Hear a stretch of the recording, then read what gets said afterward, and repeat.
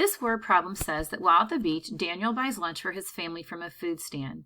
He purchases 1 hot dog for $2.50 and 3 hamburgers.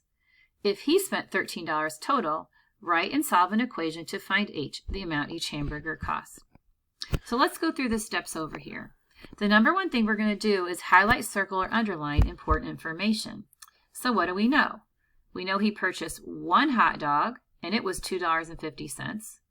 He then purchased 3 hamburgers, and the total amount that he spent was $13.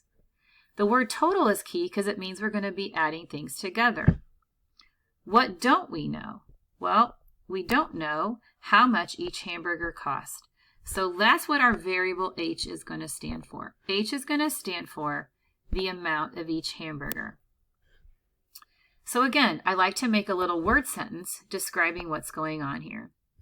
So I know that if I add the cost of the hot dogs and the cost of the hamburgers, that will equal the total amount of money that was spent. So let's go back to our information here. 1 hot dog was $2.50.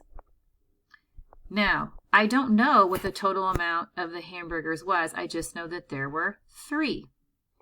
So think about it. If H stands for the amount of 1 hamburger, then 1 hamburger will cost H dollars.